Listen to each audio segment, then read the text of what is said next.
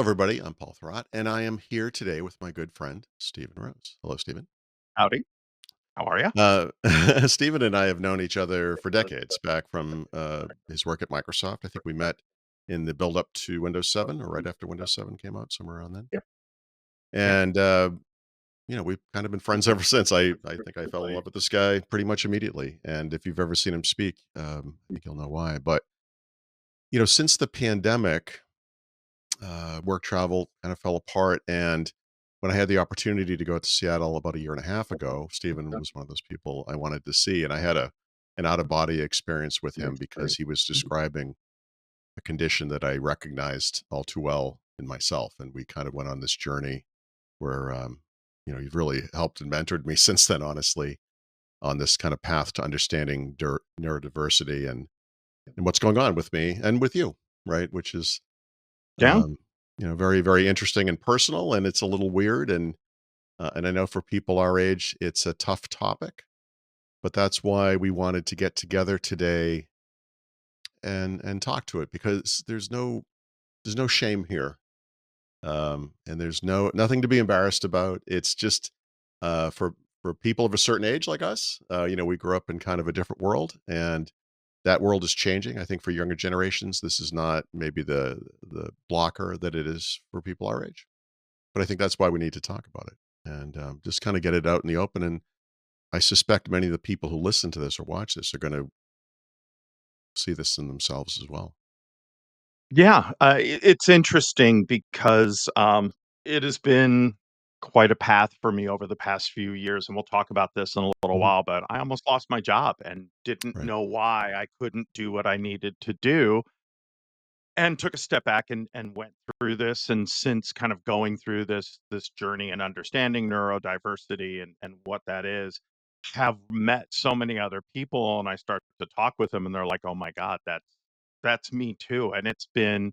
incredibly satisfying. But I think, the reason to do this show now is it is the beginning of the year and many people Hmm. make New Year's resolutions. I want to get healthier, I want to eat better, whatever that is. But a lot of folks do not make a pledge to support their mental health. And we think it would be great to kind of talk about neurodiversity, especially since many of you in this industry are neurodiverse. When I go to a conference, I Yep. meet a lot of neurodiverse people. I didn't know what to call it at the time, but as long ago as the mid 1990s, I recall going to Comdex and then Yeah. CES and looking out at the sea of humanity, my colleagues, and saying these people are my peers. And I feel a little weird about that, you know? And Yeah. in the years since, of course, interacting with Microsoft and other companies in high tech and, um, doing a lot of these kinds of meetings in person or virtually, you see a lot of the same traits around the world. Yeah. And, it's very, very interesting. I've long sort of said, without having the right words, that many of the people in our industry in particular are on this, kind of path. We have very similar character traits. I've said to you, Reese, That's for a example, I'm sorry, you have Mhm. a guitar in No, the no, no. background there, and that's Yeah. something I Right. see all the time, right? During COVID, we would do these virtual meetings, and it was striking how many of these people I've known for years in some cases, but now I'm seeing them in their homes, are Right. musicians and artists, and writers, and in addition to being maybe programmers or engineers or just involved in personal technology in some way. The I overlap agree. there is fascinating. Yeah, and that I think that's a good seg to bring in the slide. So let's do that. So I think this is fascinating. As I was doing my research and I did some of this a few years ago because we have what we call like lunch and learns.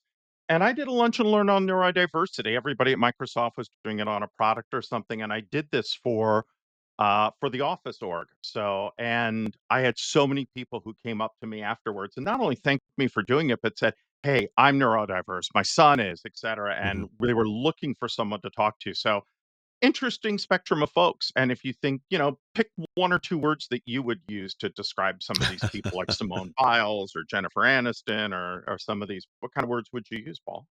Well, from the outside, obviously, you think brilliant, right? Top of class in their respective fields. What you don't see is the other side of that, I guess, in some cases, although Steve Jobs actually we're pretty familiar with the bad side of Steve Jobs. But Right. these people are all iconic. Yeah, exactly. But our top row all had autism or Asperger's, and if you look at guys like Jerry Seinfeld and Andy Mhm, Warhol, that makes a lot of sense. Bill Gates has talked about having Asperger's, ADHD, mhm, John F. Kennedy, but you think about someone like Simone Biles, who is so incredibly focused, and what she does to right. think about that and how her brain is running. How difficult that must be at times, and dyslexia, Albert Einstein had dyslexia, Mhm. and the folks who have come out and talked about it and how they beat it. And I think this is just fascinating because that's none of these are things that you would think about when you think about these people. No, not at all. I mean, again, in my lack of language at the time, I always thought of this as, people who are really good at one thing, a star basketball player like Michael Jordan or Larry Right. Bird, are probably Yeah. not very good at many other things, that you almost, it's Singularly tilted so focused. far. Yeah.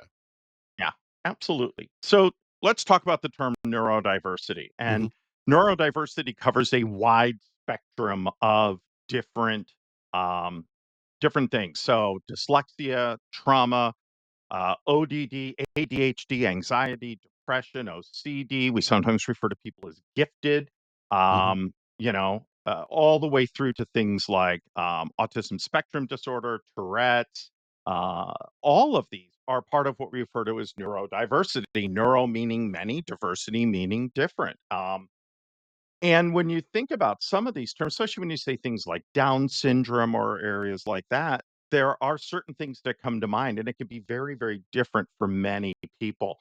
But when we talk about the term of neurodiversity today, this is what we're talking about. And specifically, within the terminology, there are three terms. There is whoops, one too many. Neurotypical, neurodivergent, and neurodiverse. So neurotypical is someone who is, not on the spectrum, who is not having one of these. They're just what we put in the middle. Yeah. Neurodivergent are folks like Paul and I, people who are different than the rest, and a group of neurodivergent and neurotypical people together create something called being neurodiverse. So, neurodiverse is the universe we live in and what we do. Sure. Anything to add to that, Paul?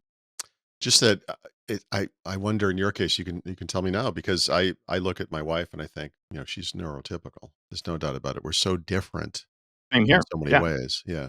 And I wonder if there isn't something to that, if two neurodivergent people might not be great matches necessarily. You almost, in some cases, at least for my wife had been trying to get me help along these lines for many years, and was slightly aggravated that I jumped on the chance to get help when you talked about it. But uh, you know, but just coming at it from completely different places. I mean, sometimes I think you need that person in your life who is not ready to run with your mania, if that's what it is, or can Yes. counter you in some way. Although my daughter, it's interesting because Mhm. she gravitates towards neurodivergent people, and her tribe is Yeah. Okay. neurodivergent because that's where she feels most comfortable.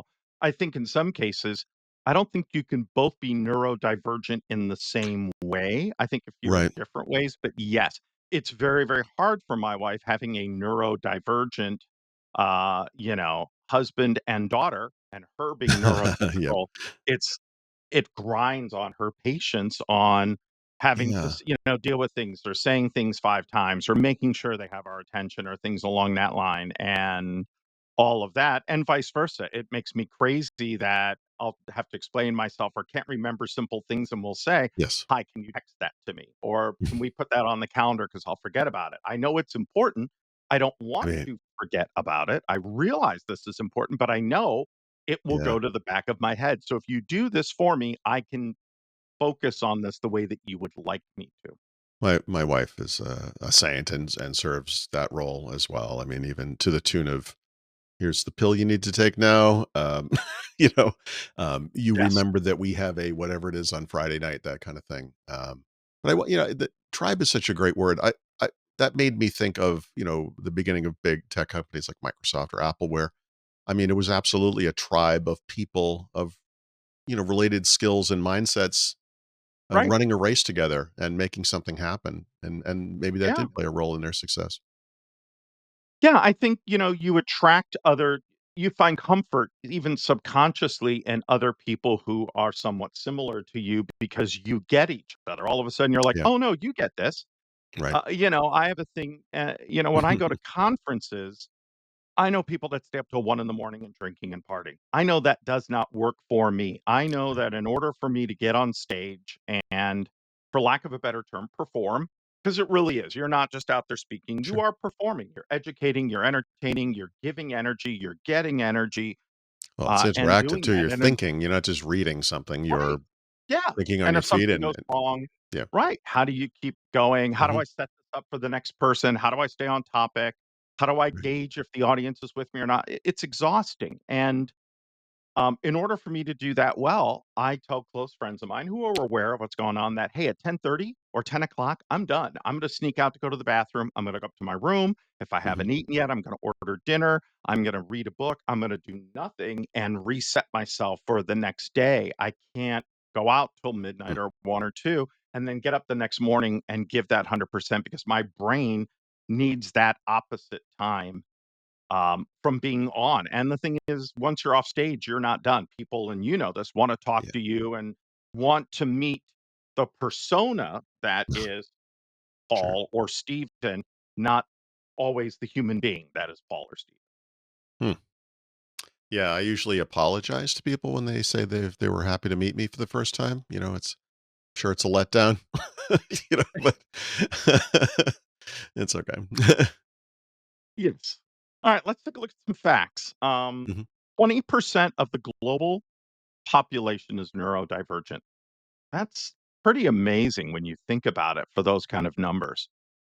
1 in 7 people are neurodiverse at some level, and of course, there is some very mild neurodiversity right through to, dramatic life-changing aspects of that, but Right. the levels are different, and some people may have multiple diversity issues going on, Mhm. and approximately 5 to 10% of the global population has dyslexia. My daughter has dyslexia, in reading, and then she also has something that, an auditory processing issue that when she hears something, it takes her brain an extra second or 2 to process it and put it down, and she, through training and stuff, has learned to read and also does music, Wow. which you would think someone who has dyslexia would have problems with that, but the brain, up to a point, can rewire itself, and I find that fascinating how they Right. can do that. I remember with the astronauts, they would give them this helmet that would make them see everything upside down and see how long it took till their eyes rectified and put everything right back Oh, up boy. again. And how the brain would figure that out and do those sort of things is kind Yeah. of amazing. My son is profoundly deaf and has cochlear implants, which help him hear, and, he has that same delay, right? Where he has to process. Hears, listens, kind of translates what he heard into Right. what it means in his brain. It takes a second, you know? Yeah. It's something he's gotten really good at over the years because, he's had Yeah. this situation since he was 2, or 1 rather, I'm sorry.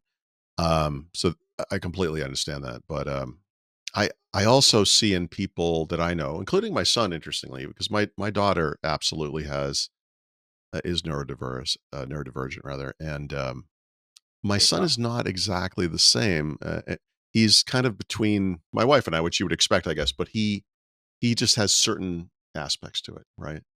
Right. He's someone who maybe needs to take notes, make reminders, and that kind of thing. You see parts of it. So you have, Right. when the problem with this, not really the problem, but once you understand this, it's like when you buy a car and you see it everywhere. You'll start seeing this in the people parts of it. No Right. doubt about it. I agree. Yeah, yeah, when you buy a car, all that you think no one else has, all of a sudden when you Hmm. start driving it, knows how many other people They're have everywhere. that and you've never Yeah. noticed it before. Yeah.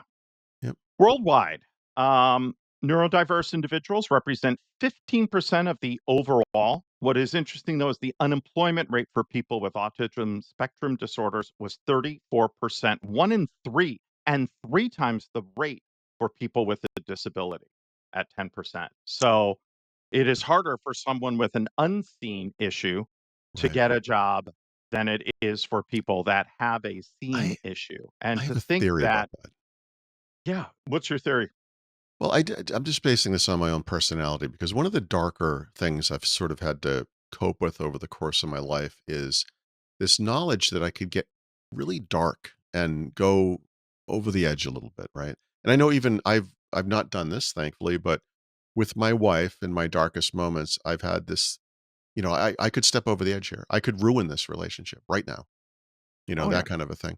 And I wonder if that isn't part of this, that this is, I don't know how common that is in this audience or whatever, but this inability to, like, you understand logically that you can't go in this direction, but you almost can't stop yourself. It's the person who can't stop from speaking up at work, maybe, or, Yeah. raises Impulse. issues one too many times, Yeah. where everyone else in the room is looking back at you, which actually I've experienced. Um, what a weird coincidence. As I say that, I just wonder. I was reading this earlier, and I was thinking to myself, I wonder if this isn't, part of that.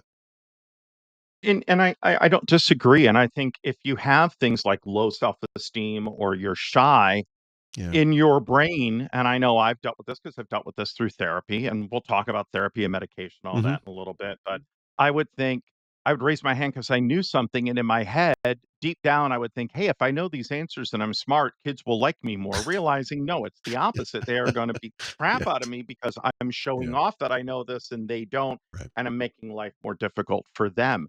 So, what the reality was, how my Right. brain saw it as a neurodiverse individual was dramatically different, which ended up getting me beat up and causing me trauma and issues later. Boy. And I'll say this, I'm not happy of the bullying and things I had to deal with as a child. It's horrible. And my parents seeing me as a plugger, not really being able to identify what was going on and me struggling in Yeah. school and all of this, but it has made me who I am. And so many of the qualities Mhm. that have helped me in life have come from having to find ways to deal with all of this stuff. So I'm not saying it's a negative going through it. It's been a positive in the long run, but as you're going through Yeah. that journey, it is incredibly difficult, especially if you start feeling like you're the Well, only we'll one. we'll get to this, but I mean, being able to compensate for these things is actually a big part of this too. There are Yeah. ability to kind of intellectually work around these problems And is it's definitely part of it. exhausting doing that. Yeah. Yeah. Oh yes, yes, it is. Adults with ADHD are 18 times more likely to be disciplined and 60% more likely to lose their job. At Microsoft, I got brought into a new role, um, and I was unable to do what was being asked of me. I was forgetting things and having a problem prioritizing stuff in meetings. Things were coming at me so fast that things were falling through the cracks, and I thought it was just me and I'm getting older and I'm having problems. I found out, you know, earlier that year that I had a pituitary tumor that had shut down Mm. my pituitary gland, and I'd gotten some surgery for that and thought maybe that was coming back, and went to a doctor and said, "Look, I'm struggling. I have no energy when I get home. I'm Mm. not doing well at work. I'm not doing well at home because of this." And he said, "I'm going to give you a medication. And in 3 weeks, either your life is going to line up and things are going to get better or it's not." And it was for ADHD. And it made Okay. a world of difference. So, Interesting. um, I've lived this, and it is terrifying when you come home and fear that, oh my God, I'm going to lose my job. And what am I going to do? Yeah. And it's not something that you can fully control. Do you think if you had gone to the doctor even 15, 20 years ago, if you would have had the same conversation? I don't think I would've because it was looked at so differently Yeah. 15, 20 years ago. Right. I think it is really only since the beginning of really the 2000s, but a little bit further, Yeah. that it has been not only acceptable, but encouraged, and we see things like mental health being added to insurance programs. Still not to the level it needs to be. I still Yeah. pay thousands of dollars a year for drugs I have to have, but my Yeah. daughter can get a year's worth of contacts for free. So, we're not quite at that point yet, and our system for dealing with mental health, is horrible, but yes, Yeah. It's it would evolving though. it would And be it is evolving, and it yeah. is getting better, Yep. but it's not I don't think it would have made that much of a difference then, and the drugs that they had were very simplistic and sort of a one size fits all, which I've Right. learned would not have fit well for me. Okay. Neurodivergent adults are 9 times more likely to die from suicide than other adults, and I know a bunch of neurodivergent people that deal with, um, depression. I know ones who are bipolar, who can Mhm. go from being manic to horribly depressed to that, and, you can absolutely see how if you were to have a problem like I have, how you could go down a dark hole and go, "I'm not making anybody's life better. I'm out of here," and that's Yeah. terrifying, and hopefully, if you are one of those people who've thought about it, please reach out to suicide counseling. There are lots out there, but feel free to write either one of us and Yeah. say, "Hey, I'm having a tough time. I'm looking for someone to help guide me and connect me with other neurodivergent individuals who can show me that it's not just me," and, it's terrifying. Yeah. Yeah, I mean, I mentioned the dark thoughts earlier. I understand. It's, Yeah. we all have this, to some degree at some point in our lives. I mean, life does what it does, but yeah, this is maybe the ultimate example of this, dark path, uh, thing that I was talking about earlier. It's one thing. Yeah. It is bad enough to ruin relationships or lose your job, or whatever. But once you're, yeah, once you feel so that your life is so unimportant, that's that's a that's definitely It's hard to come back time to from. get help. Yeah, Absolutely, and you are not alone, and that's why we're doing this show to say, "Look, what you're feeling is normal, and it's not abnormal, and there's nothing wrong, and there are ways to get help," and hopefully that's what you'll walk away with from this episode. right. Um, on the other end, average or above average IQ scores occur in 44% of people with autism spectrum disorder. Mhm. Research shows conditions such as autism and dyslexia can bestow special skills in pattern recognition, memory, and mathematics. And we'll talk about that in a few Yep. moments. And why? Well, one third of respondents indicated they would not knowingly hire an applicant with a learning disability. And that's terrifying. Where they said, oh, well, this person has a learning disability. I don't think that we can really handle them or take care of them. So we're not going to hire them. And that's yet they would with someone that had a hearing aid or someone who had a prosthetic leg, et cetera. So there is still a lot of stigma around mental health and mental health issues out there. Yep. And that's one of the areas that we encourage all of you watching to kind of take a look at and to separate yourself from and hopefully understand better by the end of this. 79% of employees perceive the amount of training and supervision for workers with learning disabilities to be greater than that for non disabled workers. And there are some cases where that could be, but many cases where that is not the case. Right. Characteristics. Let's take a look. This is the one that I absolutely love, and I've shown this slide a few times and had so many people going, "Oh my god, that's me." So Right. higher or lower sensitivity to certain sensory stimuli. My daughter does not do well with bright lights. There's a hard time with it, Same. or when there's too many people talking at once, it's really hard. Or people that are talking in a slightly louder voice. To her, it seems like people are shouting. Yeah. Um, highly fixated on specific interests. Hi. Uh, finding difficulty understanding social cues or fitting into social groups. I always say, if you want to find me at a party, I'll be in the back sitting with the pet, the dog or the cat, and petting them and doing that because I don't do well with social cues. I never have. I don't get it. So, yeah. Stimming. I have a little bit of a mild Tourette's, so I'll tend to fidget with my collar or things like that. It's just a self-soothing mechanism. Inclined to structure and schedules. Yes, absolutely. I like to know what we're doing and the order we're going to be doing it and when things are going to happen and when that changes. It is very hard for me to stop and reset and set new expectations, which includes what's the temperature going to be like? What do I need to wear? When will we be eating? Just so I know what to expect. And Paul, you and I had a conversation on this Yes. a little Yes, we while did. back. Yep. Go ahead and share your thoughts there on that one. This is a list that could be called characteristics of Paul. This is I am hitting 100% on this list. And this was the conversation. It was, a year ago, July, I guess, when we Yeah, were sitting, the four of us were sitting at the table and you were discussing this topic. And I had an out of body experience. I stopped hearing you for a little while. I was literally floating in space thinking, my God, he has a camera in my house or something. He's describing me. right. This is really scary. Um, Yeah.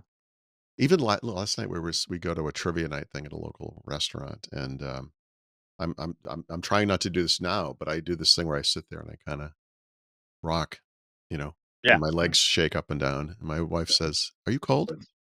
And I said, "No, why?" And she says, "Stop doing that." Yeah, And she's like, "You do this every and you time we don't go even out." realize you're doing Yeah, it. I and I'm like, "I can't don't help it. even It I know, I just" Right. it's like, "Are you nervous?" I'm like, "What? No, nervous? No, what do you mean?" But You just have a lot of dopamine and adrenaline going through your system because 'cause you're engaged and you're hyper focused on the I'm questions in a and what's room gonna with be 20 people right. I know, and, Yeah. it's very yeah. I would be surprised if most Sensory people intense. yeah, I this is, all this stuff. I'm always interested by the language, and not, flapping or stimming behavior rather, Yeah. was not a term I was familiar with, but then I see that and I say, "Yeah, no, I get that too." Good. Yeah. And, you know, but, yeah, I can, yeah, listen, if you read anything that I write as we're recording this, I'm just about to include a months-long project of organizing photos that I think most people would describe as unnecessary, and, Arranging and categorizing things. oh, yeah, just, yeah, Yeah. right. Back There's in a the days of DVDs, I would have all my ugh, DVDs in alphabetical order and mhm, then in order of the releases, so the James yes, Bonds were all exactly. together. But do you put the James Bonds together or do you put them by individual title? You This is something that I would absolutely struggle put with them and together spend in time on. order of release. Yes, Right. and Yeah, James you Bond is a can't put, perfect example. Tomorrow Never Dies in T, it's gotta be with B for Bond. Yeah, It's not just exactly, and that, you're like, it's that some of them are great and some of them are not, and you have to have all of them, and right, then they have to be very specifically arranged. Um, exactly, yep, and that's people would go nuts, and then I would know exactly where movies were, like, "Why not put it back in any order?" I'm like, "I need to know exactly where to find that thing. yeah, I it's can't like have it in any people old order, you that doesn't work." organize the fork and the knife at the table, or it's everything. The little clock has to be exactly in the right direction or whatever. Yep, There's a concept I'm sure you've heard of called doom piling, which I'm awesome at. And doom piling is, cleaning and arranging without actually decluttering. So it's yes, you could think of it as hiding, right? So people could walk into maybe my office or our house or whatever and say, "Wow, this place is really clean." It's like, "No, it really isn't." But no, everything is it's put neat, away so you can't see it. It's neat. It's right. been I straightened, am neat, but I am not clean. There's an inch of right? dust on shit, but everything is where it Mhm. needs to But it's be, and then exactly arranged. when I Yeah, right, right. and then when I go to clean, I have to when I if I take everything out, I have to put it back exactly where it was at or rethink, "Does this still make sense?" And it's an all-day thing. Something that would Yes. take somebody else an hour, that's all afternoon for me. I'm done. Oh, yeah. That's it, because 'cause I'm That's gonna a great find other weekend, things that honestly, it's distract. yep. Yeah.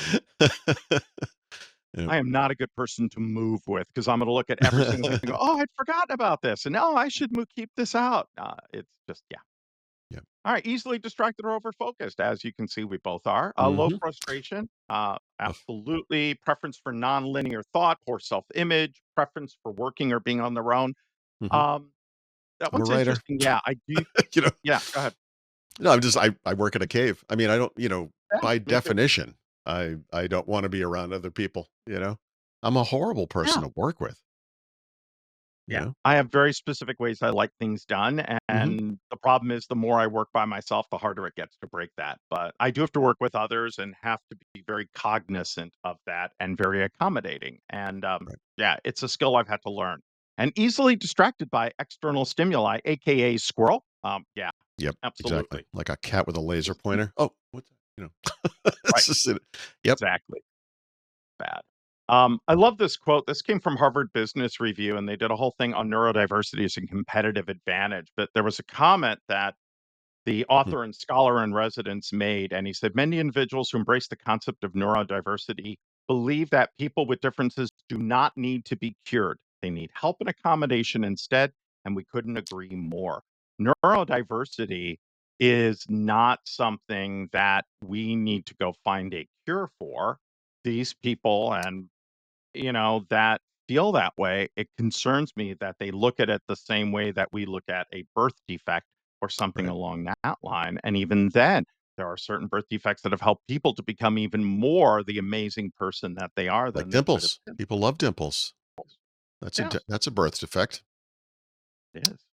Yeah. No, yeah, this is very interesting. I think, there's a double-edged sword to, being neurodivergent, right? There's a gift and then there's, a problem, Yeah. depending on where Yeah, you and are.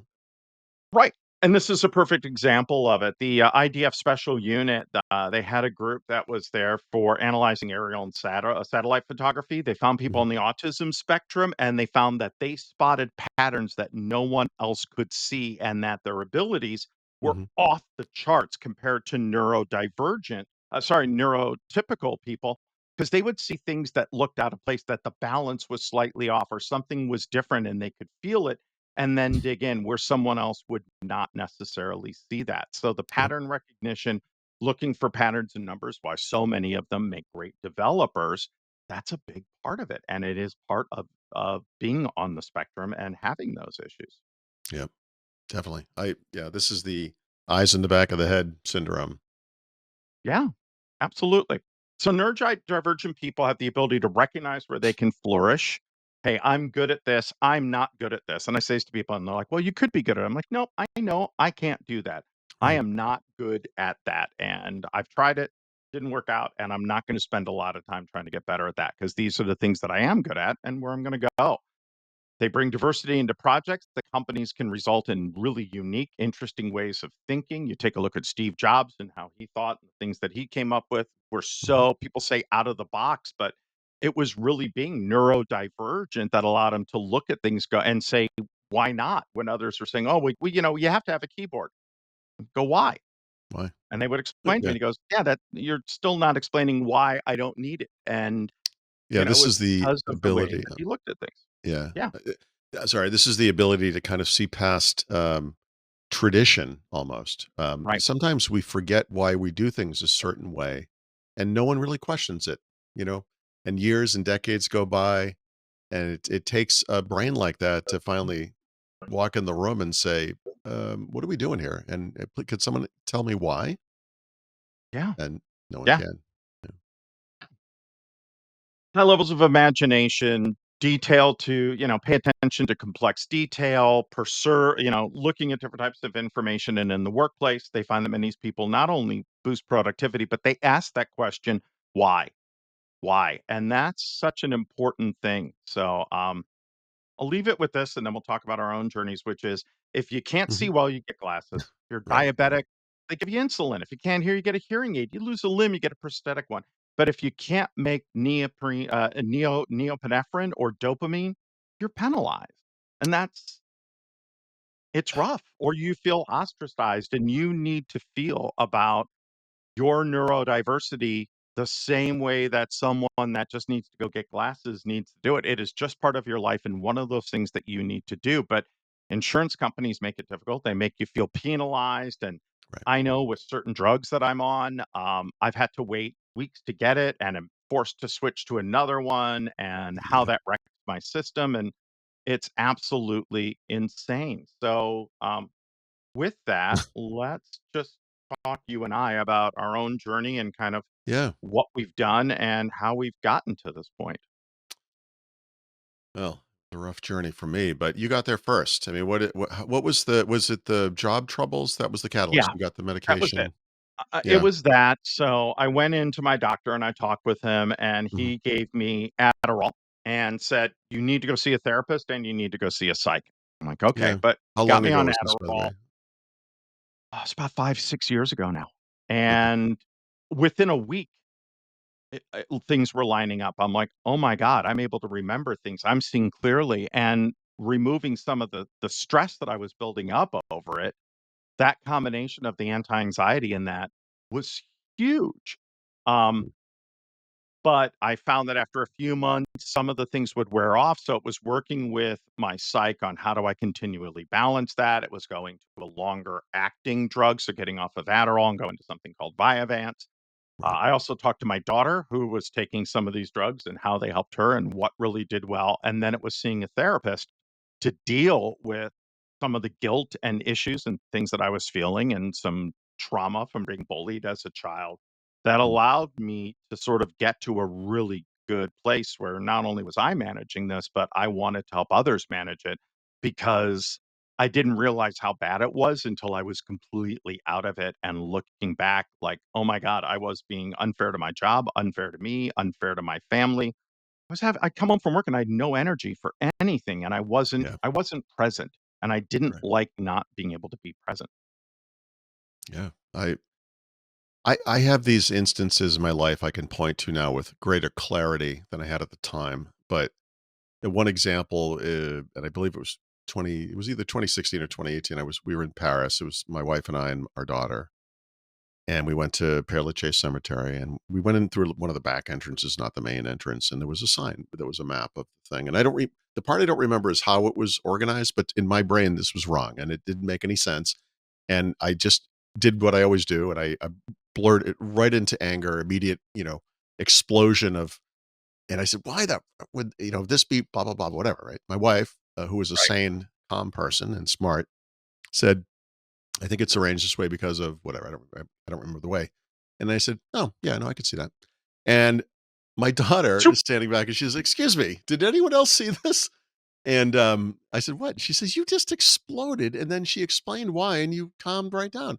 And to me at the time, I thought, "Well, yeah, but that's my superpower, Kelly." I said, I can escalate really quickly, but when confronted by the truth or the facts or whatever, I'm good." And to me at the Yeah. time, I thought, "This is great." Because I'm not just going off the handle. I can, I can listen to reason and whatever, but I see that slightly differently now, I would say. Yeah. Um, It but, it I'm sorry. That structure is so important, and that's something where I need to know what is expected of me and what's gonna happen, and when things change, it Right. is difficult for me because 'cause I'm like, I know what to do. I know where I need to be. I know the next step and the step after that. And that's what's important for me. I don't like being at a point where I'm I like, I don't know what's next. My wife will say, "Why don't we just go drive to this part of town and go check it out?" And I'm like, "Well, what's there?" She goes, Yeah, "I I'd be don't like, know." "Nope."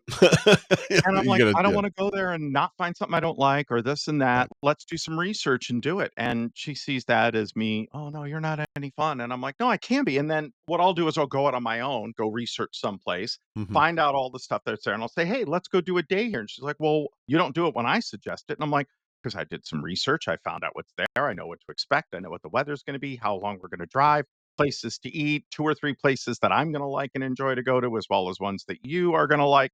So I now know what to expect, and now that I know, I can dress and act and be appropriate as Yeah, opposed to walking into a situation cold. And it's not that I can't do it, but it I have a limited battery, and not knowing what's gonna happen and being thrown into that situation is gonna use most of it, which doesn't leave much left over for the things that I have to do, like drive back home when we're done or things along that line. And eating and sleeping and doing things at around regular times for me is also important for my mental and physical health. I'm a diabetic as well, so those yeah. kinda go hand in hand for me.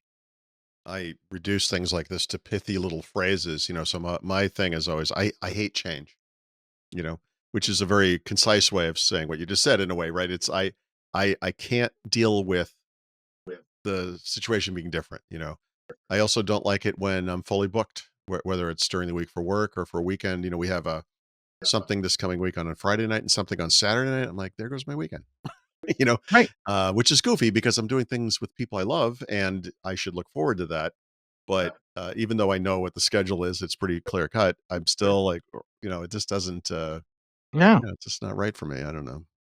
And what's interesting is dealing with change, yet you are in an industry and you are wrapped around things that are changing and are different and are I know. progressive and telling people, hi, here's technology you should perhaps look at and leverage and not leverage, which is kind of the opposite about how you are on personal things. And that's what's interesting too, is you can be doing a job, whether you're a developer or these sort of things, and have one set of Yeah. perspectives that are completely the opposite of how you feel about those things Well, sometimes in your own life. I, The separation's interesting. I that sounds like I'm a professional hypocrite, which I like because I am. But also, it might explain the frustration of technology for me, right? I express that as technology has never failed me, which is I say with a sarcasm, because it has always failed me, right?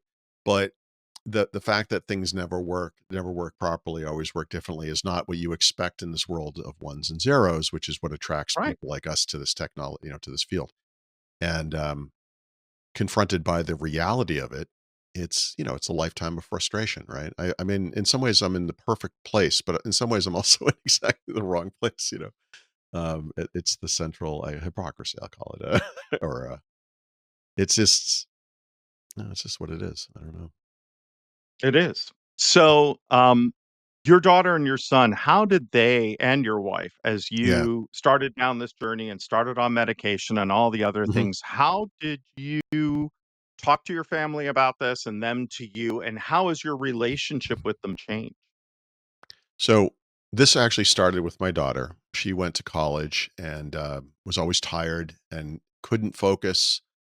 Had a big test coming up, and a friend of hers. This is a classic college story when you think about it. Said, "Here, take this pill. This will make everything better." And God bless her, she took it. But she noted, and it was either Vyvanse or Adderall. I don't remember, but um, she noticed that she actually could focus, and she studied, and she did great on the test. And she said, "I need to talk. Tell me, explain to me what this is." And or not a roommate, but a friend of hers at college had ADHD and was on medication. And so she went to a therapist and then a doctor and was prescribed this herself, and it made a big difference. And my reaction to this at first was negative because we're in the suck it up generation. We're those middle aged guys. We were never getting help for this kind of thing. And Right. I could learn to suck it up. How come you can't learn to suck it up? That kind of thing. No daughter of mine. Whatever.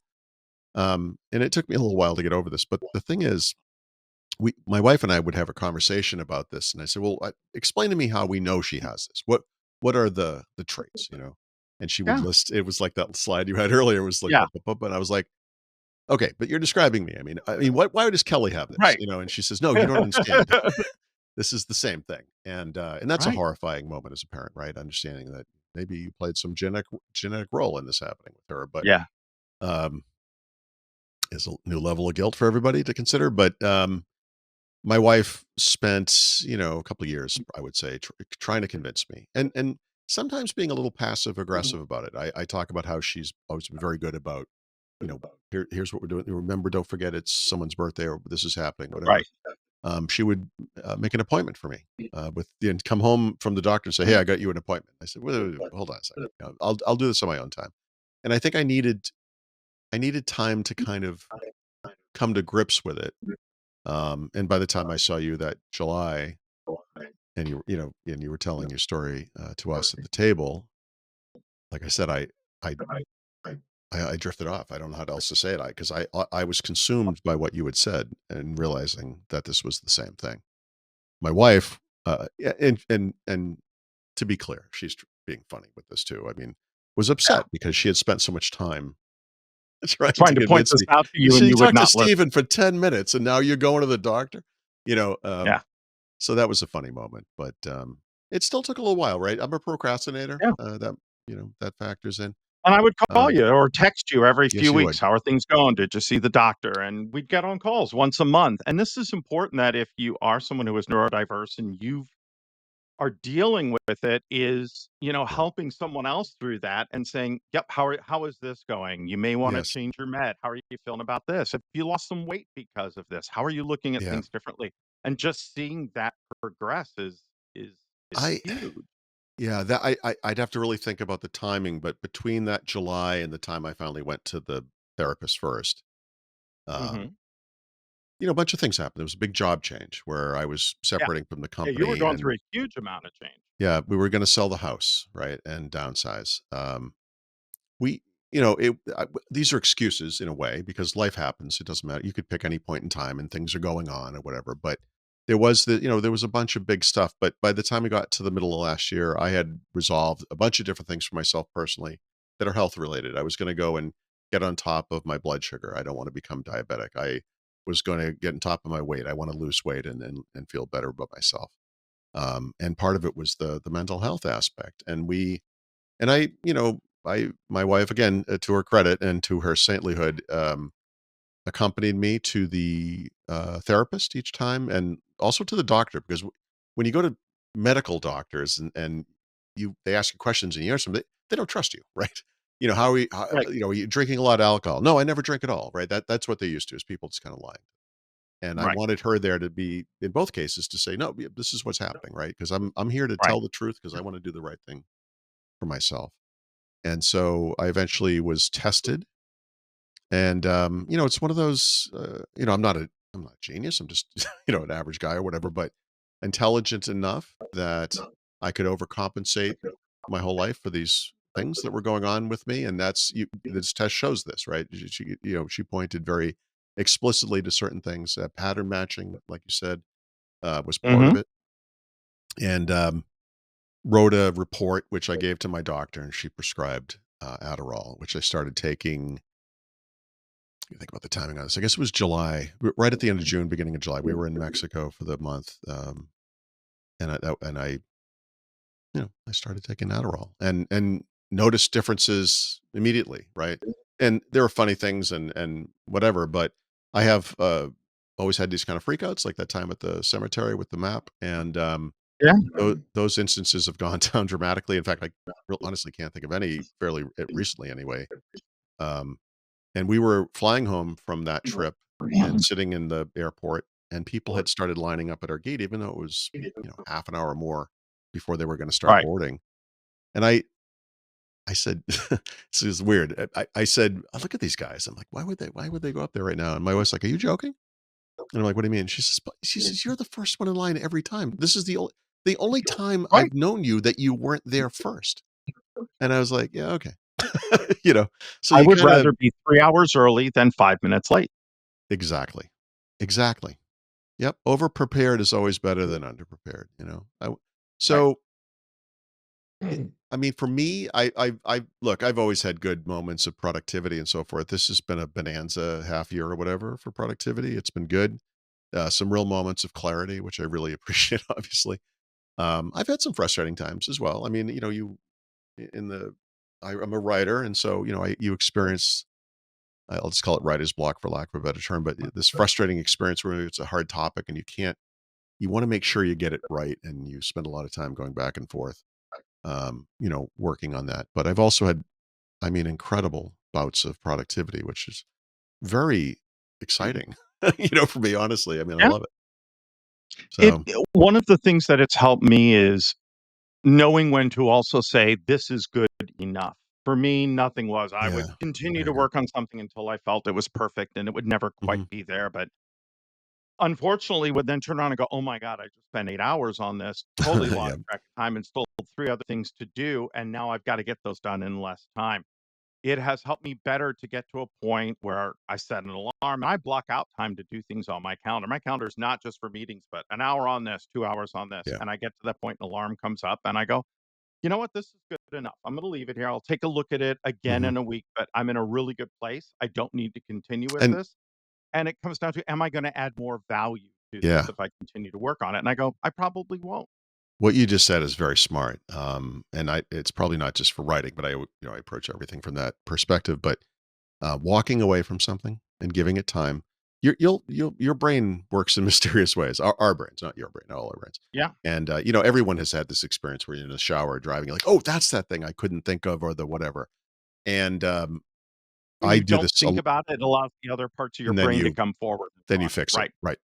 Yep. So I don't do this explicitly, but I walk away from something I'm in the middle of writing, and maybe it's nighttime to go out to dinner or watch a movie or whatever it is, and the next morning I sit down and I go, "That's it," and then Right. that thing that you've done, whatever it might be, again for me it's writing, but is all the better for it.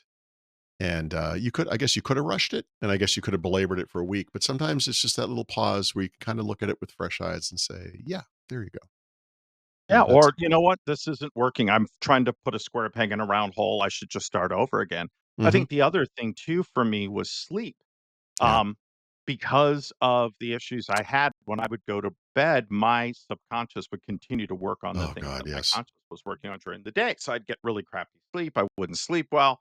Right. Sometimes I'd wake up in the middle of the night with an answer or something like that. And I learned I need to spend the time before I go to bed doing something that is completely unrelated to my day, whether it's watching something humorous or reading a book or Right. playing a game or doing something, but I have to do something that is, and that really led me to work-life balance. At Microsoft, my whole thing was I would not check email after 9:30 at night Mhm. unless there was something huge that I needed to keep track of. I would Right. not respond to emails before 8 in the morning from Friday at 5 until Sunday at 3, that was my time, and I would not respond. And there are, of course, exceptions to that. When I go on vacation, I turn off Outlook stays on, but I turn off the alarms telling me Yes. that there's email, and I go in every morning for an hour, check email, do stuff, and then that's it for the rest of the day. I realized how much I need to unplug and have that other time and do things that are not related to work, which is even harder when you work for yourself because you feel like I'm not making Oh, any this is a money or huge moving forward, but obligation. you have Yep. yeah, but you Huge have obligation. to because then when you sit back down, you have the energy, the focus that you Mhm. need to do that, and if you are staying up till 1 or 2 in the morning and doing that, you're gonna miss obvious things. You are not being your most productive, and you're running that engine at top gear, and it Yeah. will break down at some point. This is true of physical health as well. If you go to the gym, you'll see people just kind of sitting on equipment. Now, granted, some people will literally be sitting there scrolling through Facebook or something, and they're not really working out. But there is this notion of rest between repetitions, and Yeah, that's healthy and important. It's the resting is in many ways is as important to what you're doing as the actual lifting of weight, and I think yeah, that's the true for recovery. the mental stuff. Yeah, there are times when I would say from Sunday night through Thursday night we watch a couple of hours of TV at night, and when I say that out loud, it sounds like, "Oh my god, you're wasting your time. You're never gonna look back and wish you had watched more TV," but there's an important winding down of the brain activity that Yeah, occurs. You're not doing something interactive on purpose. It's really to go from that daytime high down to where you can go to right, sleep and your brain isn't full of, "Oh, I gotta do this, I gotta do this, I gotta do this," right. that kind And your body gets used to that. At 9, I Yeah. watch some shows with my wife. 9:30, I go upstairs, I give treats to all the pets. We do a thing, they all jump up on the bed, I give them all treats, it's very Nice. cute. Yeah. And then I get ready for bed, and by 10:30, I'm in bed. Then I watch something. I'll watch part of a movie, part of a Mhm. documentary, something that I'm interested in. I'll read a Yeah. book, but nothing that has to do with my job. And I have Right. a light that dims over the hour. And when the light goes off, I'm tired, I'm yawning, and I fall asleep immediately because I've trained my body. Hey, Oh, okay, I now it's time, and the brain goes, "Oh, okay, it's time to wind down. You're done with all that and time to go to sleep." It's hard for me when I travel to try to keep that going because now I'm not eating at regular times. I'm working at right. regular times and doing that. So I'll get some Ambien that will help me to fall Mhm. asleep at that hour and get on track and do those sort of things. But it's hard. But if you set yourself up with those expectations for your brain, if you're having problems sleeping or things like that, I encourage you to try to do things each night. Maybe it's having a cup of tea. Maybe it's my dad, it was doing the crossword puzzle for him. Right. Whatever that is, but doing it the same way as many nights a week as you can and having those rituals and having that scheduled time. It was a huge thing for me and something I didn't even realize I was doing until I looked back and saw what was the same with each day, and it was The that pattern nighttime that occur ritual. yeah. Yep. Yeah, I try to read every night before once I get into bed, we both read, and, Yeah. yeah, and same, I try to stick to it's hard, I part of it is just our brains have been trained for shorter form content because of the web and the internet and everything, but I try to read books, right, fiction books, just to, A, keep that skill going, a lifetime reader, but also just yeah, like you said, don't worry about the work stuff. It'd be very easy in my field to read about tech stuff, 24/7 if I Right, yeah, wanted to. continue to learn, yeah, Yeah. and Yep. that's great. I encourage people to do Yeah. that, but you have to have work-life balance. That's right. I realized when I left Microsoft, where I'd be going into the office 1, 2 days a week, that I was now at home all the time, was not engaging with new people, so I now Right. volunteer for 4 hours every Sunday at a local zoo, and Right. I spend Which 4 is hours as amazing. a docent, and I walk around and every time before I'm gonna go, I'm like, "Oh, I'm not in the mood for this." And when I get done, I'm like, "I'm so glad I did that because it's 4 hours of not thinking about anything except chatting with folks and talking about the animals and helping out and doing that. And Yeah. it has been so great in helping me to sort of reset my brain and get ready for the week. And keeping social skills going, just small talk and things like that.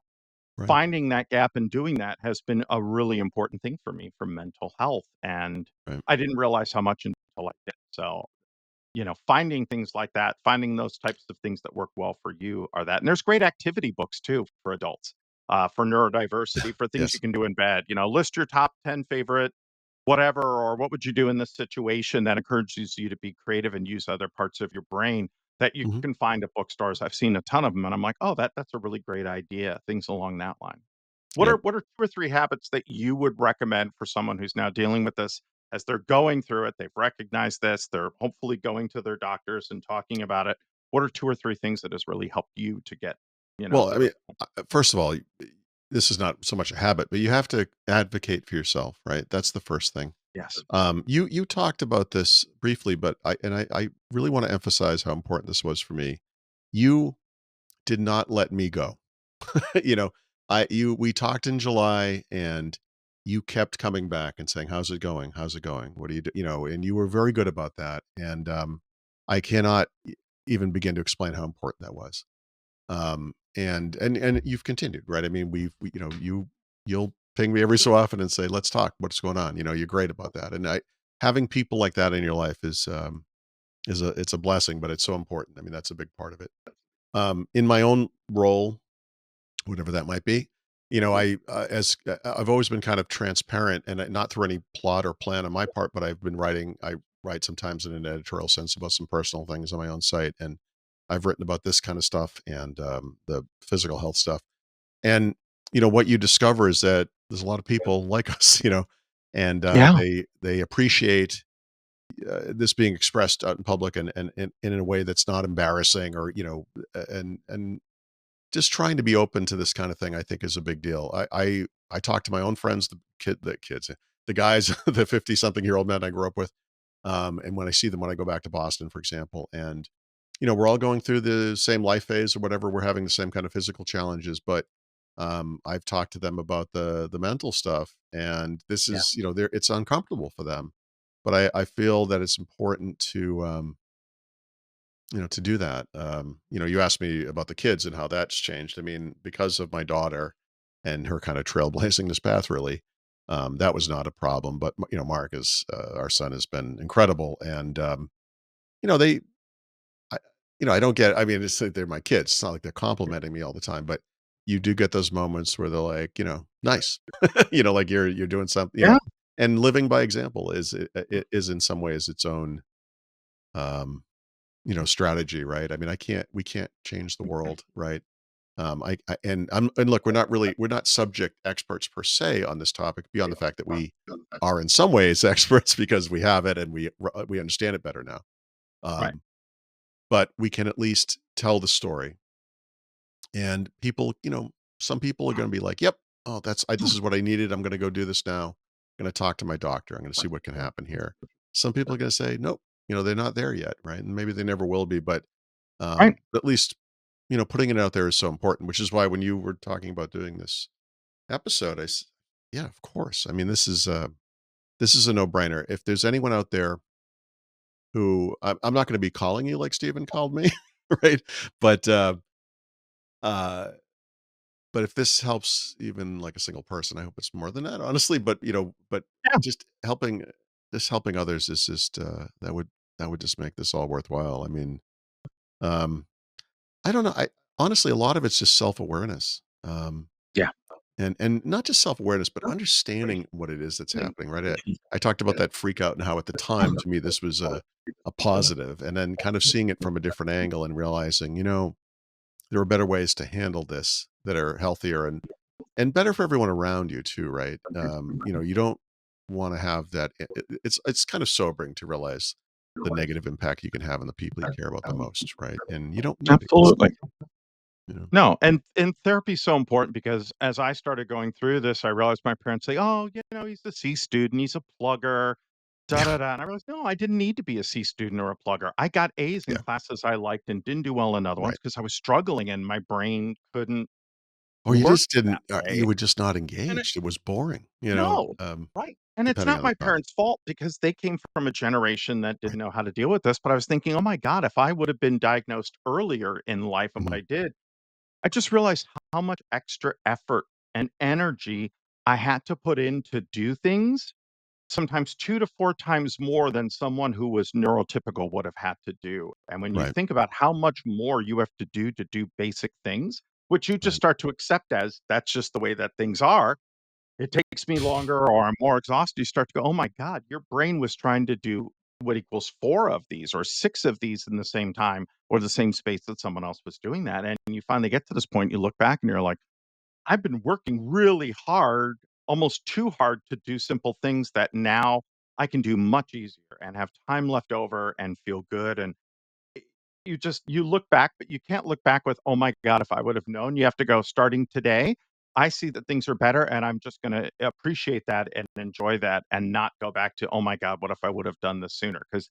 it's the one thing that everybody says, "I wish I would have done this sooner," Of and course. Yeah. you're doing it now. That's what's Look, important. yeah, the good news here is that for people of our children's age, the world is a much better place in this regard than it was when we were that age.